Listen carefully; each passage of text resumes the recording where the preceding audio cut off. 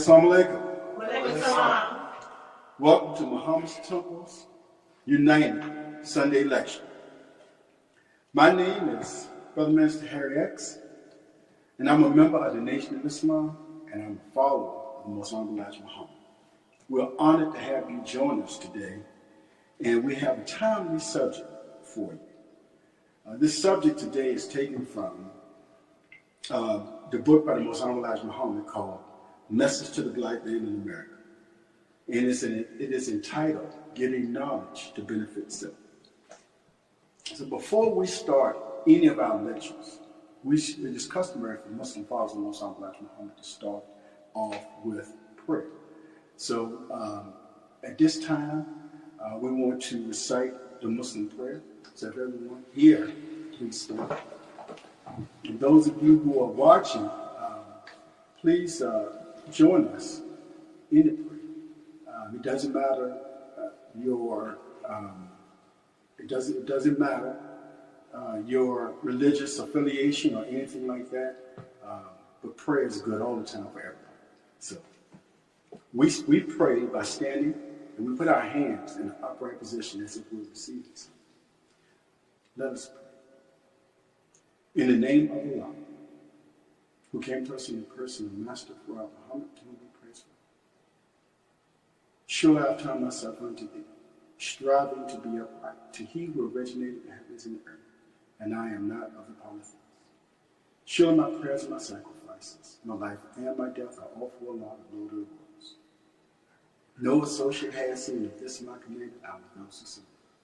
O Allah, thou art the King, there is no God but thee. Thou art my Lord, and I am thy servant. I've been greatly unjust to myself, and I confess my faults. O Allah, grant me protection against all fault, but none grants protection against fault with thee. And lead me to the best of morals, but none can lead me to the best of morals with thee. And turn away from me the evil and indecent morals. None can turn away from me the evil and indecent morals with thee. O Allah, make Muhammad successful, and make the true followers of Muhammad successful. Here in the witness from Alpha, so that they make Abraham successful, and the true followers of Abraham successful. For surely thou art praiseworthy and magnified in our midst. And O Allah, bless me, and bless the true followers of Muhammad, here in the witness from Alpha. So I did bless Abraham, the true followers of Abraham. For surely thou art praiseworthy and magnified in our midst. Amen.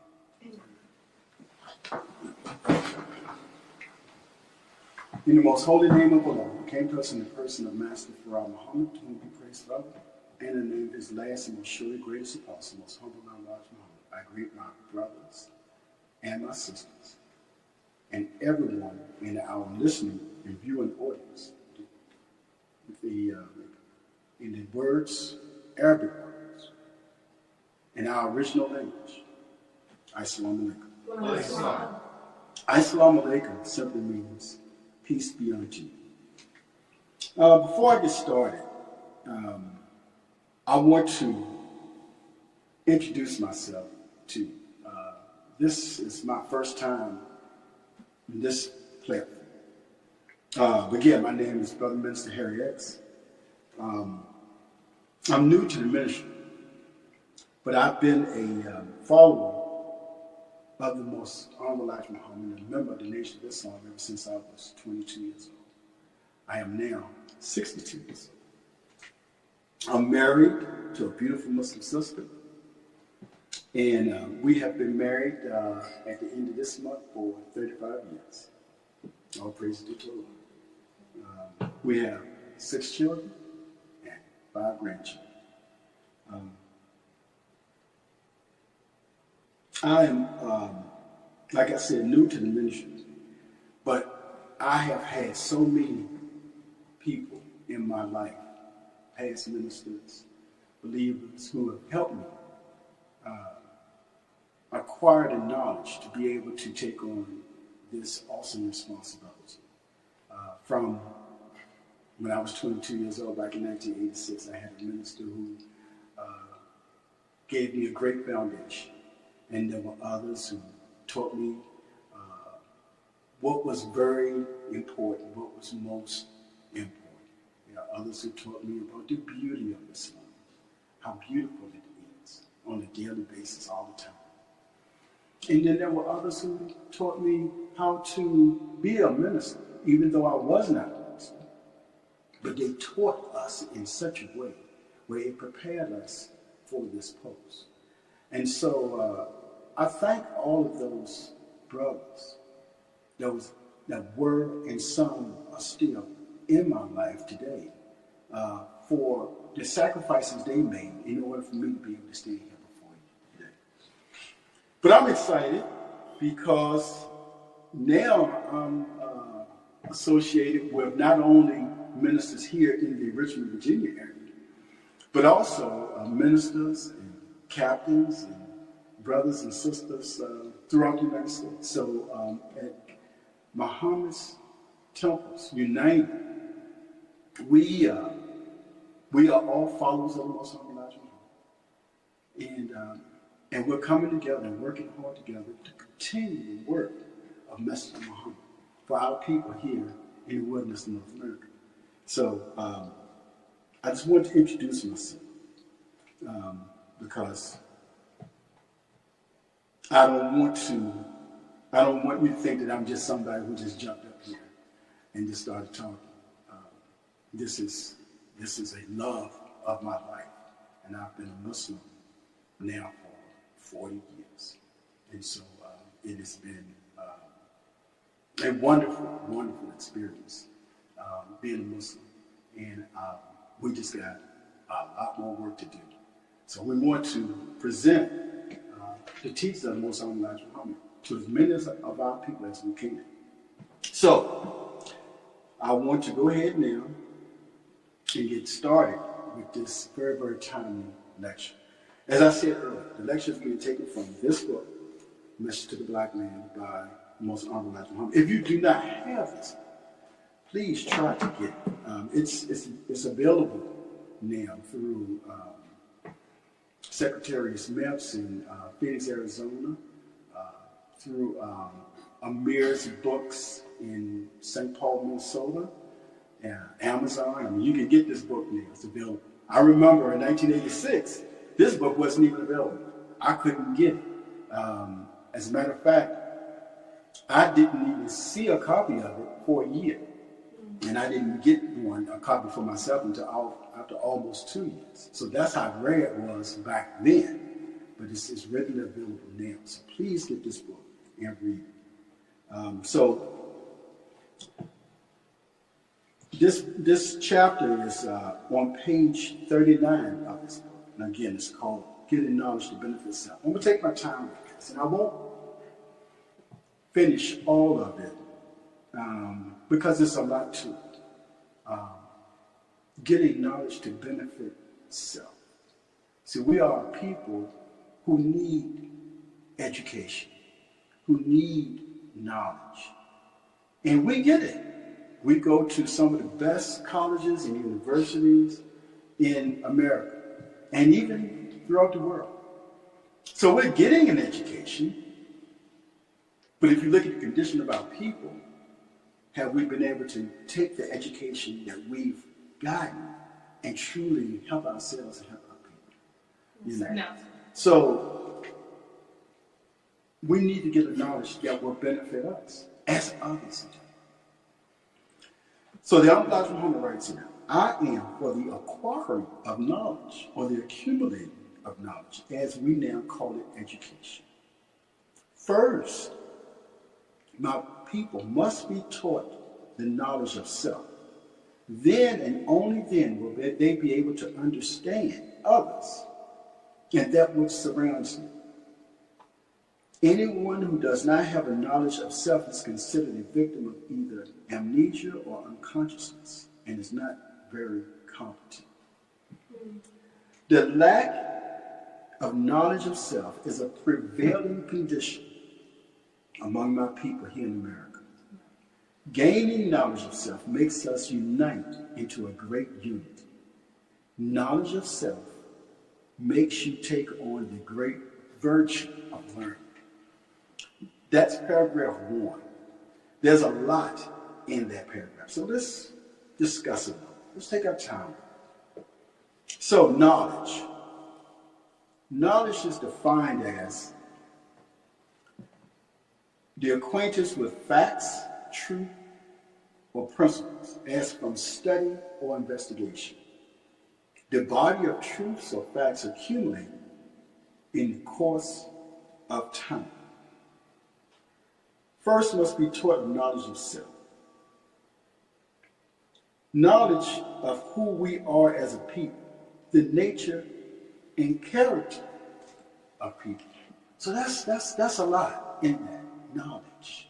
We need to first get this knowledge. We are about acquiring knowledge. But what type of knowledge? We got to get back to that. What type of knowledge do we need in order for it to benefit us and benefit our people? It says here, if you don't have a knowledge of self, you're considered a victim of amnesia or unconsciousness, and you're not very competent. So this knowledge of self, what does that mean? What is this knowledge of self that we must have? Now, we have a knowledge of a whole lot of things. We have a knowledge of sciences and math and engineering and all of these things. But we lack this knowledge of self.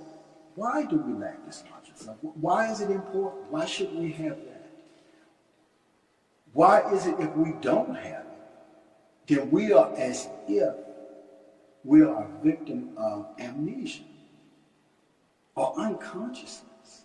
And that if we don't have this knowledge of self, we're considered people who are not very competent. See, if you don't have a knowledge of who you are and where you came from, one example is what could happen is you could repeat past mistakes or not be conscious, like that unconsciousness, or not be conscious of it. I was listening to a brother from the Congo, and he was talking about King Leopold. So back in the 1800s,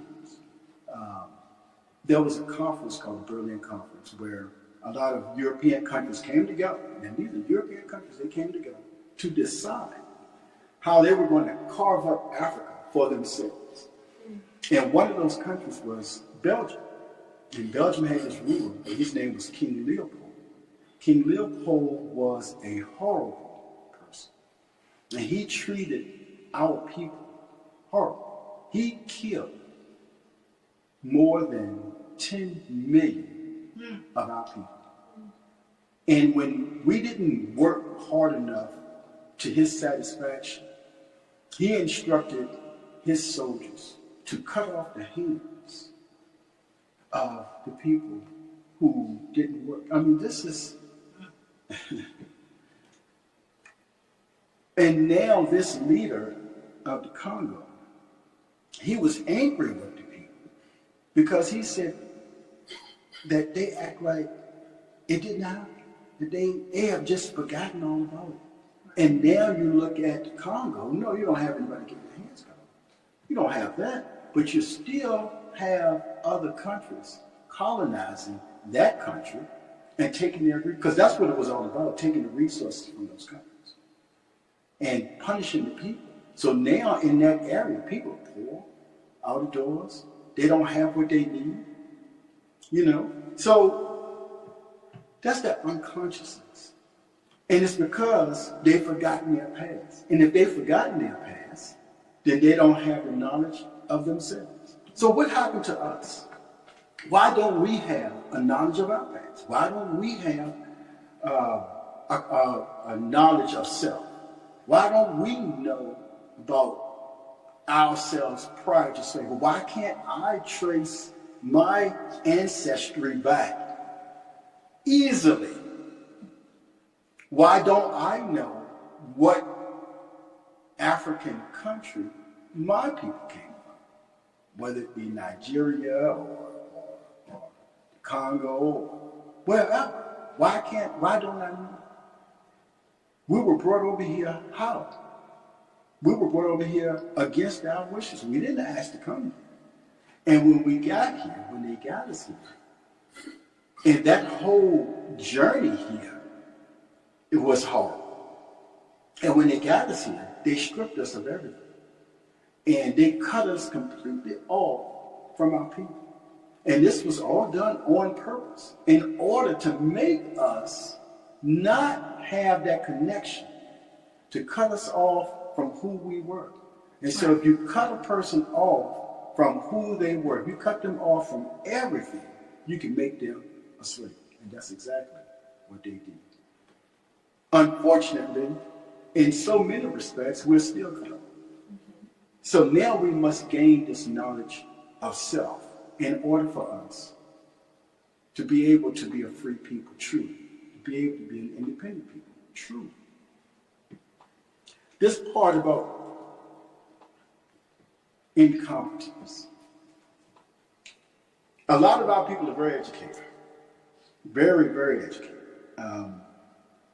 They hold or have held some of the highest positions in government. Of course, we've had a black president, black first lady. We've had a black vice president. From politics, we've had black people run many of some of the biggest companies in America. We've had black people do some extraordinary things, and they've done a lot of these extraordinary things based upon the education that they got from this one. But what has it done for us truly as a people? Nothing. Not much. Not much of anything. And I wanted, but these people would be highly insulted if I said that they were incompetent. And I wouldn't call them incompetent just based on just trying to call them names. This is what the Honorable Elijah Muhammad said. So let me give you an example of a brother that we all know and that we all love. And that's our brother, Dr. Martin Luther King Jr.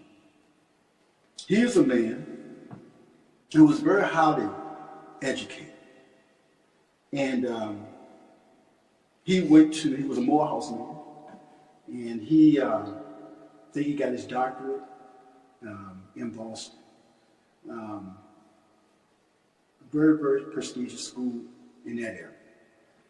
He's written books. He's done many great things. But what he did it truly help our people? No. Did it get us out of the condition that we were in? No, sir. No, it didn't. It did not. See, and he was a very highly educated man. Now, when he met with the Honorable Elijah Muhammad, and he met with him, I think it was in 1968 when he met with him. After that meeting, they were able to come to an agreement on some things. And see, that's how you build unity, right? You have to first, be able to agree on something. So they were able to come to an agreement about the condition of our people and how to get out. And after that meeting, Dr. King's rhetoric changed a bit. It didn't change a bit, it changed a lot. And he began to speak out against things that he didn't speak out against as vehemently prior to that meeting with the Most Honorable Elijah Muhammad. And as a result of him starting to tell the truth, he was killed. He was killed as a result. But he knew within himself that the years prior to him meeting with the Most Honorable Elijah Muhammad, he had taken our people down the wrong path. He actually admitted it himself. He was talking to another very famous brother, and I think this was the night before he died, Harry Belafonte. And he told him, and Harry Belafonte tells the story, or he told the story when he was among us, that Dr. King said, and I will paraphrase it, I'm not sure exactly what it was, I don't have it exactly, but he basically said, I've led our people down the wrong path of integration. See, integration was horrible for us. It really was. Because prior to integration, we had our own restaurants, grocery stores, uniforms. We didn't go to white people that much for a job. We did, some, but we had a lot more of self.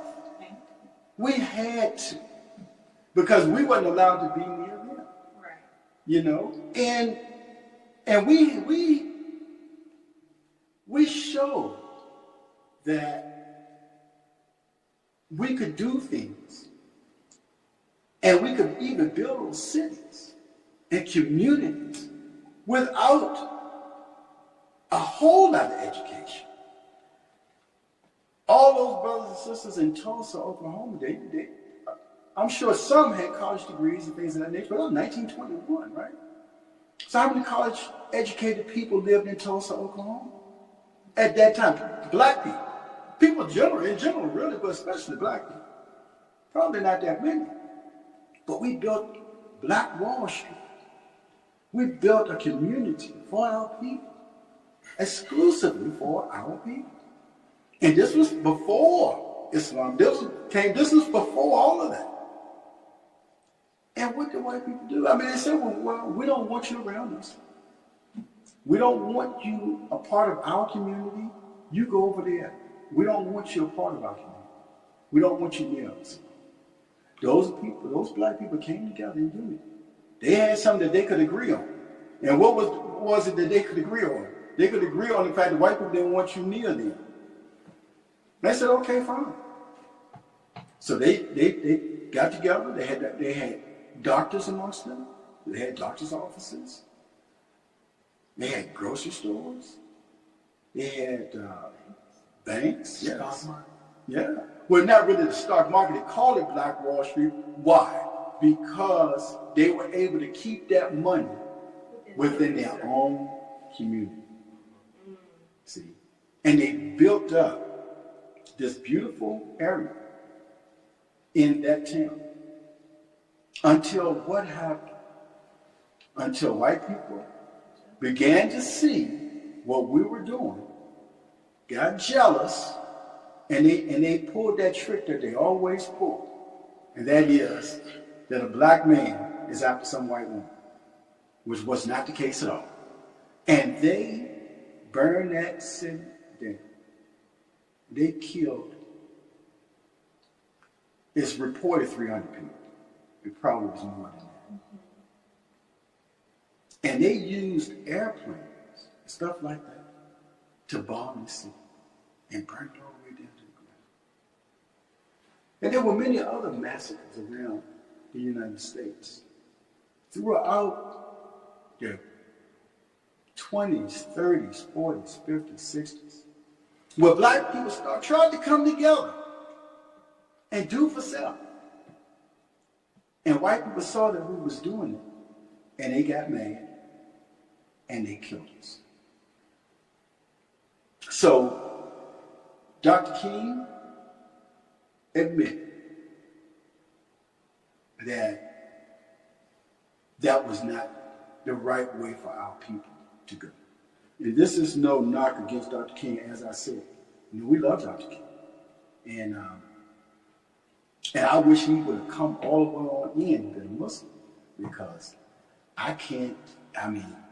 where would we be now if that happened?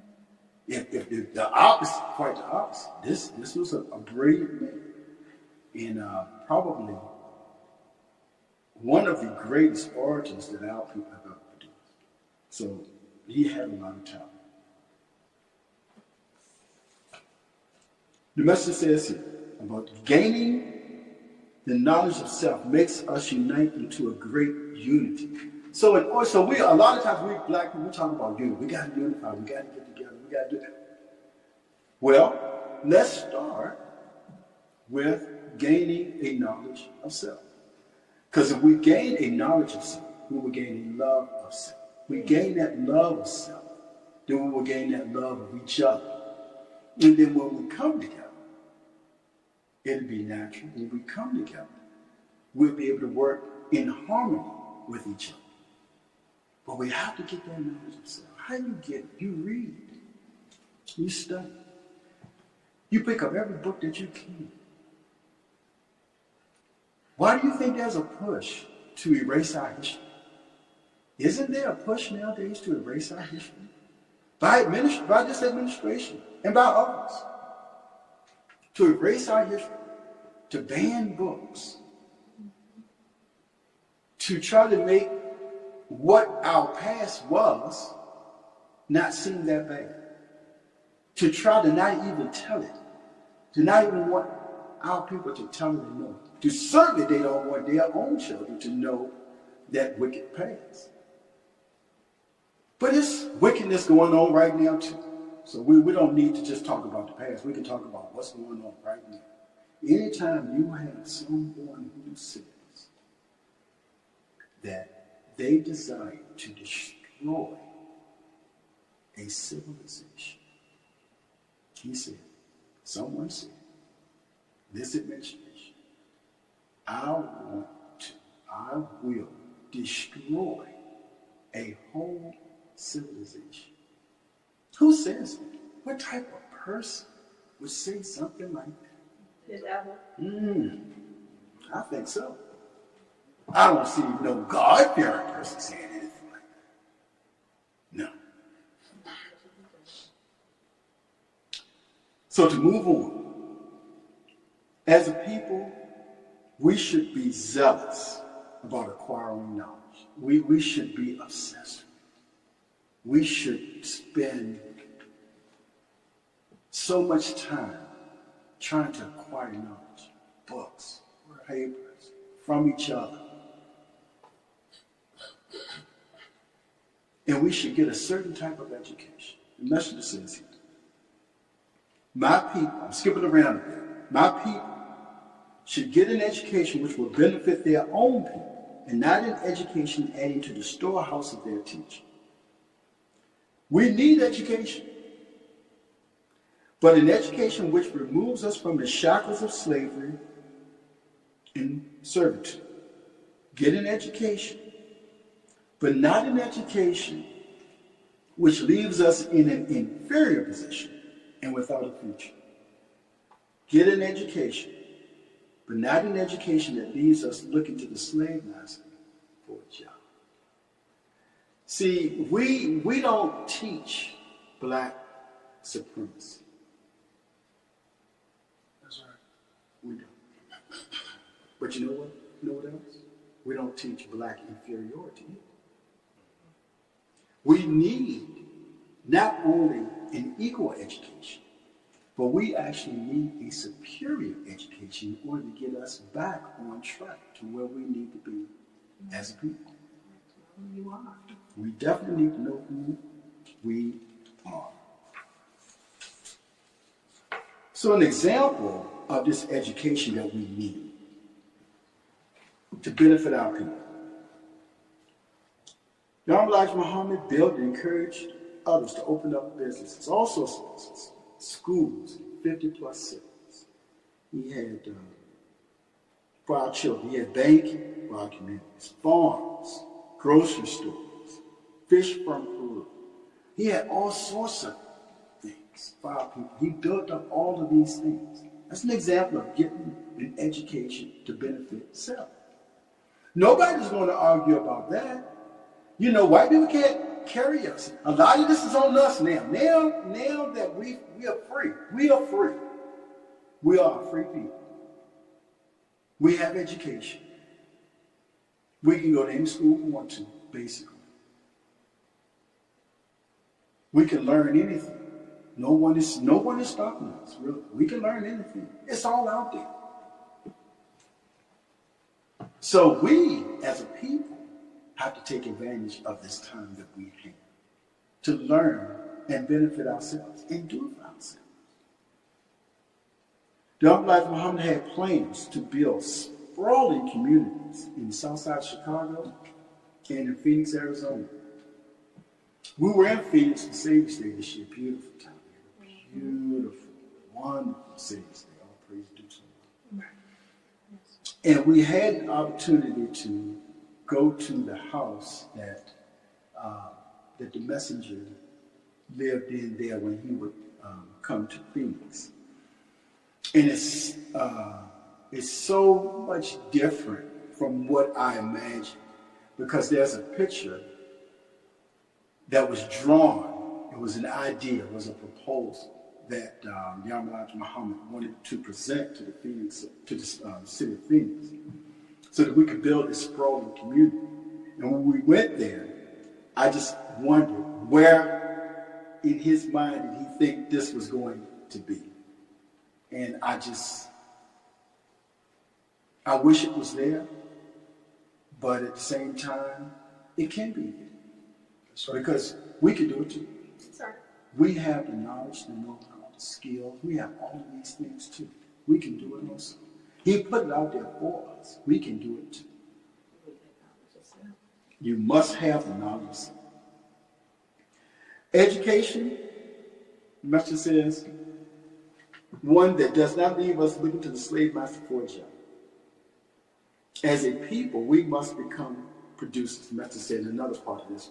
He said, as a people, we must become producers and not remain consumers and employees. See, when we get our money, we don't keep it amongst ourselves. We spend it almost immediately. Money amongst black people as a whole stays within our communities for a total of about 6 hours. After 6 hours, we're spending our money in other communities.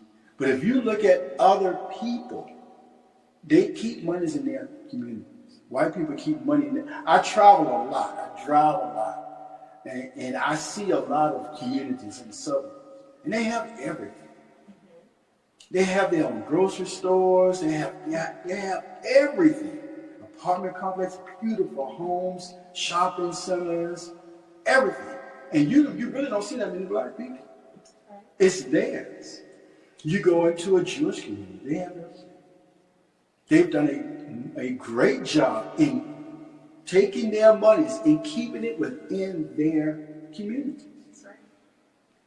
We see every day, not too far from where we live, where the Hispanic community is building communities amongst themselves. They keep it and they build up communities amongst themselves. We're the only people that don't do that. Why don't we do that? It is because we lack the knowledge of self. It's because we lack the love of self. That's why we don't do it. But we can do it because we have the knowledge. You know, if I'm like Muhammad, well, I'll get to that. I'll get to that in a second. I don't want to get past myself.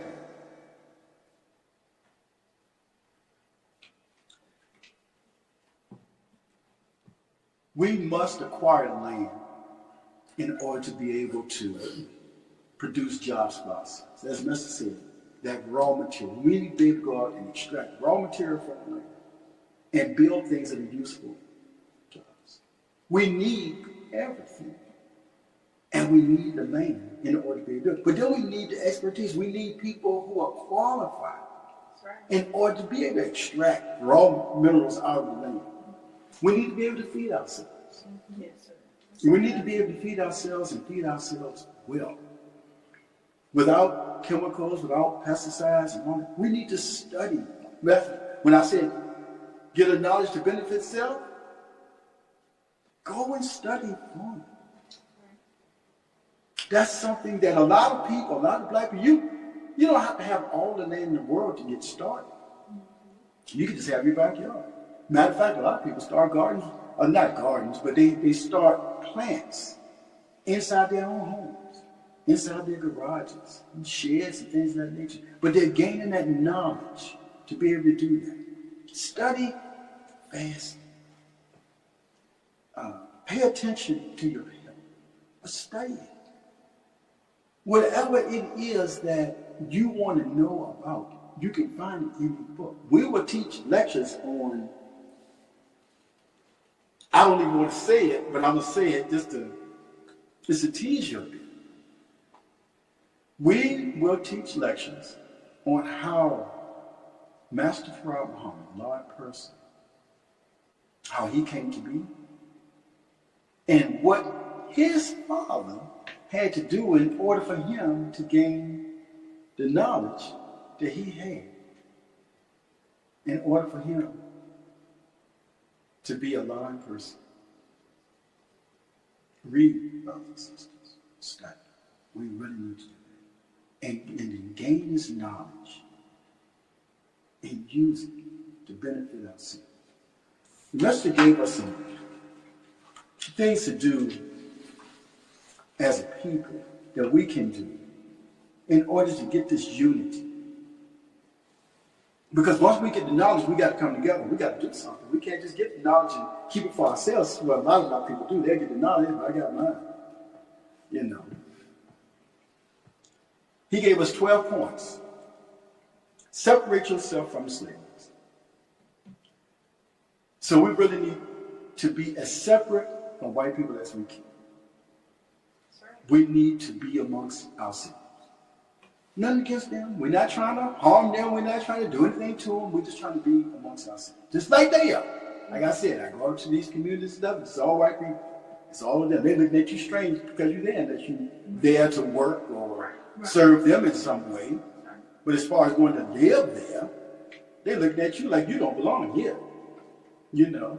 They even have their police follow you. If they even think that you're there outside of what you should be doing there, working for them, cutting their grass, watching their children, or walking their dog or something. That's all they look at us for. So we need to separate ourselves from them. Yeah, let them have theirs over there. We'll have ours over there. That's fine. Pool your resources, education, and qualifications for independence. As we do as Muslims, we put our monies together. When we put our monies together, we are able to do so much more when we put our monies together. And we're much happier with the results of what happens when we put our monies together. Pool our education also. We have degrees. We have knowledge. My son studied construction management, and I said the deer was eating up our food in our garden for the last few years. I said I need a fence, and I went to price fence. It was thousands upon thousands of dollars, and my son said I'll do it. And he took his education, and not only did he do it, but he brought people around so he could teach them how to do it. That's right. So that's gaining knowledge of self, you taking it and using it, and then you passing it on. Yes, that's what we're supposed to be doing as people. Pool your resources, education, and qualifications for independence. Stop forcing yourself into places where you are not. Yes. Oh. If they don't want us there, that's fine. Whatever it is that you desire that they have, you can get it for yourself. You don't have to go there. Give an example. When we go to some of these stores, I won't call the store's name, but y'all know the stores I'm talking about. Clothing stores. Stores that sell purses. And you have people following you around, stuff like that. And they do. You know, making sure you don't steal something as if we're just thieves. we're the thieves and the robbers, but they robbed the whole people. But we're the thieves and the robbers. So that's okay. We don't need to go to their store. Now we got our beautiful sisters out here making bags that are the equivalent or better than those bags. Right. So we don't have to buy a purse or, we call them, I'm old school, so don't laugh at me, pocketbooks, right? We don't have to buy these. We have people out here, black people, who are making them just as good or better than those. Right. They don't have that name on them, but they got our name. That's right. And that's better than. Make your own neighborhood a decent place to live. Start with your own home. Whether you live in a house or you live in an apartment, start there. You do it. You make your neighborhood a better place to live. Don't have broken cars in your front yard and all over the place. Don't have trash all over the place.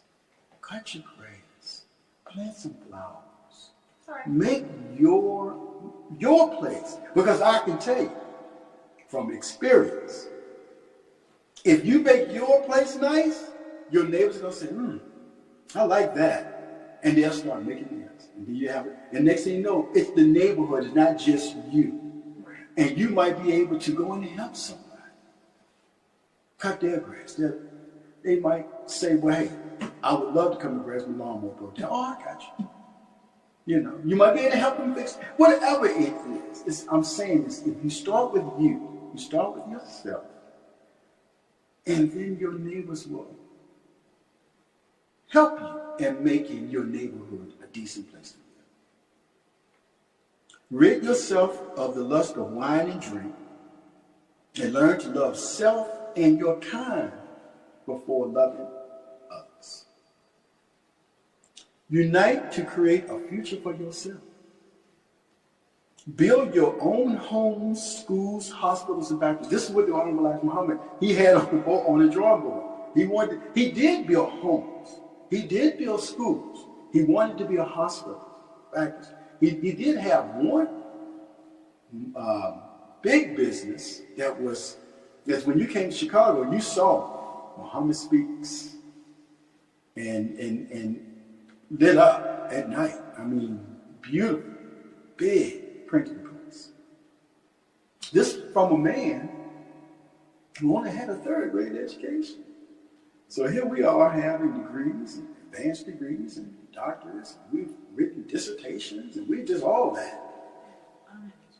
And we don't even have, well, y'all know the saying, I won't say it. Or when did the thralls out? Do not seek to mix your blood through racial integration. Kind of hard one nowadays, I tell you. Whew. But we shouldn't do that. We should keep our people our people. And I know that might sound harsh to some people, but it's not harsh. This is what we should do. This is a must. We'll go much further into that in other lectures. Stop buying expensive, here you go. Stop buying expensive cars, fine clothes, and shoes before being able to live in a fine home. So there's nothing wrong with having all those fine things, but help find home first. And the message said find home. He didn't say a fine house. See, a house said you want to have a fine house. Certainly. But a home and a house is a house. A home is what you make it. Make that fine. And then you can get yourself a nice car and nice clothes and nice shoes. I like nice things, but I didn't want to buy nice things like that before I was in a fine home. Spend your money amongst yourselves, as I said. Keep our money within each other, within ourselves, within our communities. Keep our money to us. Build an economic system amongst yourselves. Protect your women. We must do these things. I know I've said a lot of things today, but I want you to ponder these things. I want you to think about your life. Think about, what can I do to improve myself? What can I do to improve my people? We are all about education. Dr. Elijah Muhammad was all about education. He valued education, though he did not have a lot of it himself from this society. He got an education, but his came directly from the mouth of God. But he valued education. He knew how important it was. In order for us to build a country, we're a nation of Islam. In order for us to build it, we have to have people who have degrees, higher learning, qualifications. In some of his lectures, the messenger would called the names of people who were visitors in the audience. He said, well, so this is Dr. So-and-so, and this person is a doctor, and this person over here, this is a teacher, we need you, and this person is a nurse, and this one is a plumber. He called people of all walks, through all walks of life, all different types of expertise that they had. And he would call them out and tell them how much they were appreciated for what they've sacrificed in order to be able to be qualified. And he also told them that, we need you. We need you. We need your help to build this nation. We need your help to teach our children. So our children should be completely separated in teaching. So I've been talking about adult things here. Well, let's spend a few seconds or a few minutes on the children, because we have to start there at the cradle. That's where you started at. When I have my two oldest sons are about to be married. All praise due to the Lord. And inshallah, they will add to our 5 grandchildren that we have. And when they do, they would do what they saw their parents do. Because my wife taught them from the cradle and continues to this day. And it's very important that happens. We have to teach our children properly. We have to build schools. We're trying to do that right now. We're trying to build schools because we know in 3 years we're probably going to have a 3-year-old or a 2-year-old. We start them out early in teaching and training. And we have to have a proper educational facility to house them. And so we're looking to do that right now. And there are many other Muslim communities throughout the U.S. that either have some sort of school, Islamic school, or desire to have one. So that's why we have to work hard within our own communities, and we have to reach out with others. Because there's some other people that may be doing something that we can learn from. So we can't be so proud and think that, well, we can't learn from our own brothers and sisters. We can be a jealous people at times. And we can be quite foolish at times. And we need to overcome all those things. See, gaining that knowledge itself helps us in all of those things. And that's why I read that 12-point program, because those 12 points helps us. And there's so much more. It is so much more. But I want to leave you with this last paragraph from this chapter.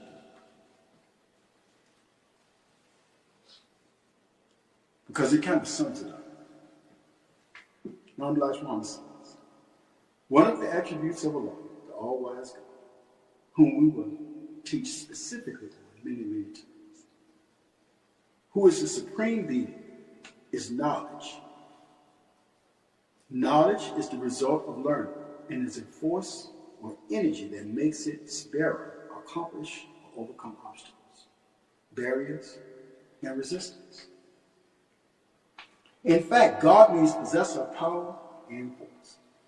The education my people need is that knowledge.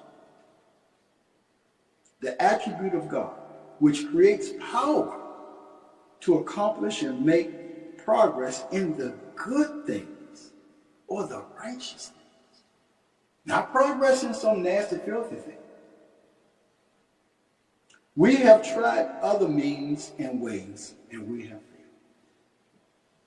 Imam Elijah Muhammad says to our people, why not try Islam?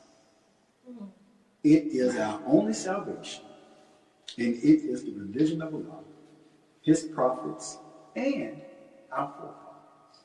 Yes, sir. Brothers and sisters, that is just a really brief introduction to this. But I want you to think over what I said. But it's not what I said. What I said today is from Allah's message, the Muslim Rajah. Think about it. Ponder, read, study. Gain this knowledge, and then use that knowledge to benefit yourself, your family, and our people. And you will see that when you do that, you will see that we have a glorious future. I want to thank you so much for your attention today. And I will leave you as I came before you in the greeting words of peace and paradise in our original language. Assalamu alaikum.